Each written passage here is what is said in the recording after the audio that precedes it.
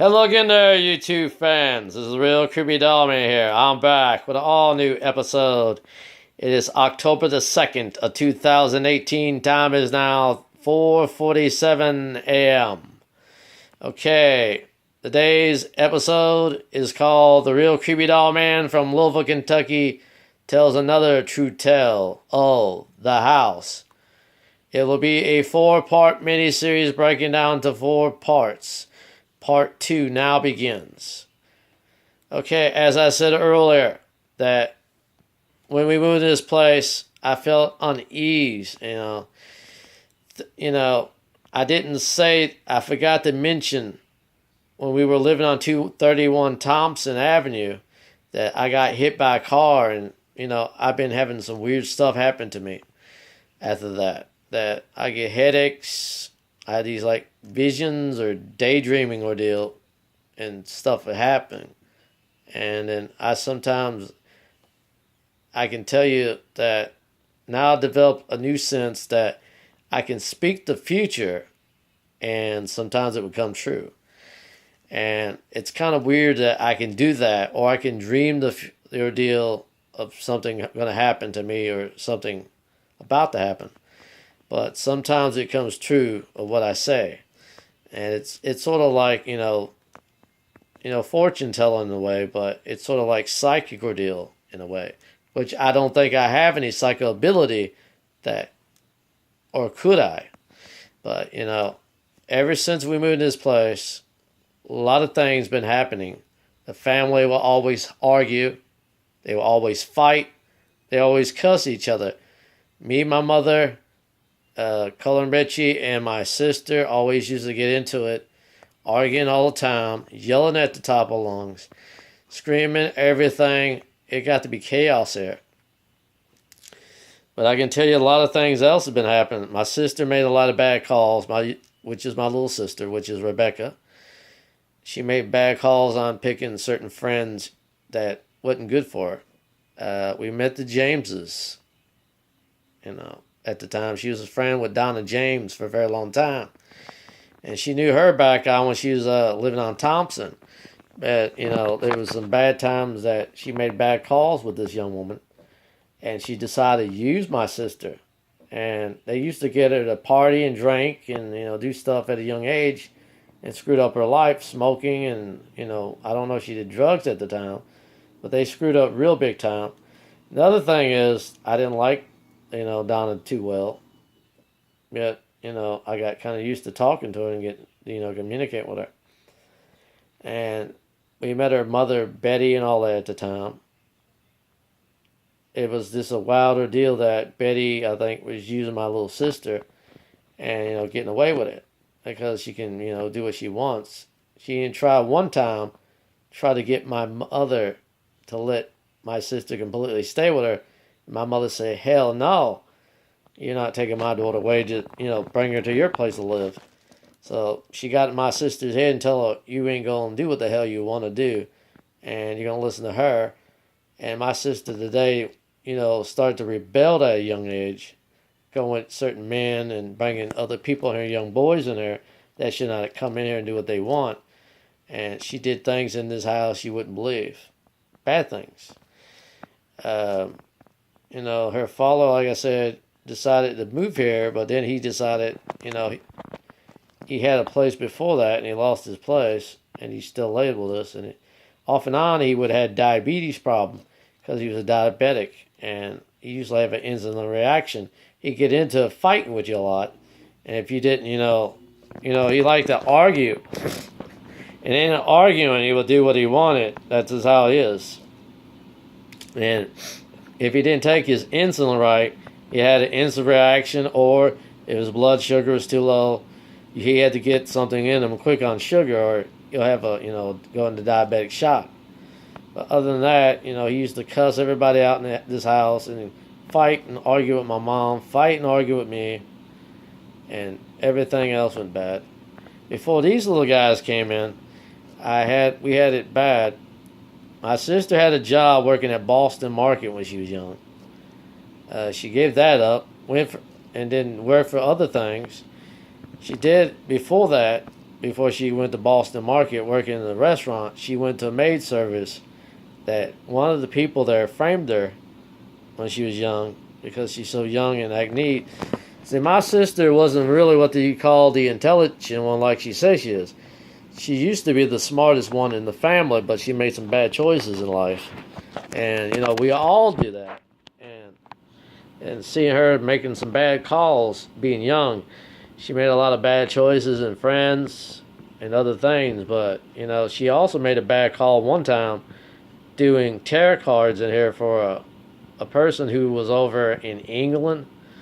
And they wanted her to do fortune telling. And I don't know if that could have opened a door for our little friends here to come in, which is the demonic spirits and the spirits that exist in this house now. But nobody knows that for sure. But, we had a lot of bad times. We lost a lot of good people who died. And nobody died in the house, but we lost a lot of things. We had a pet at one time that lived here with us. We had two that passed away on the pets. The dog I mentioned, but I didn't mention the bird that we had on Thompson. The bird, I believe, died first because I guess because it was so hot in here. It died from the heat, or maybe it was too up in age. It finally died. The sad part, I come here and there was a dresser that I couldn't reach, and I couldn't see the bird. And I knew something was wrong with the bird. He just died, and he was on the bottom of the cage, where the cage is, where you couldn't see him. And I found him, belly up, and the poor bird died. And we used to call him Purdy Boy. My mom grieved over the loss of the bird. The bird was not actually my mom's or mine. It was actually my little sister's. And it kind of devastated us that the bird died first. And then my little sister had to bury the bird, and she took it kind of hard. Pets here, we had problems with pets as well as everything else. And, some things happen here to all the pets. So bad things begin to happen to all the pets that came in this house. The next pet to die was my mother's dog, which I mentioned in the last one. His name was Teddy Bear, which I forgot to mention that she had living with us on Thompson when she first got him when he was a puppy, which I failed to mention earlier in the last video.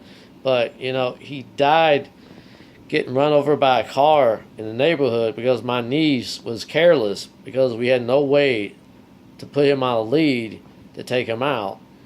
And he got out the front door somehow, and he got ran over. I found him. And I took it kind of hard. I come back and told my mom the dog is dead. He died. He got killed. He got run over. And the sad part is I didn't feel like want to take him out back and, have them put him out where the city would come and get him. So we had the person, which was Terry Massey, which was one that was living on Thompson, the little Terry, which we lost our place to due to the fact that the mother was the one that causes the problem, which was his mother. But he was nice enough to take the dog out back, and then we had to allow the city to come and get the animal. And we had other pets here before that. We had a dog here that my sister had a dog, her first dog, which was Courage. She got up to this point when she got up in age that my sister decided to collect more than one animal. And we had more pets in this house than ever. We had cats and dogs in there. She had Sugar, which is a little cat that she had raised. And then she had another cat, which was Fuzzball. And then she brought this Morte cat in. They all started fighting. And we had chaos with the main one, which is Wendy, that she brought in because she had Wendy too. They all started fighting. And then Fuzzball decided to run out.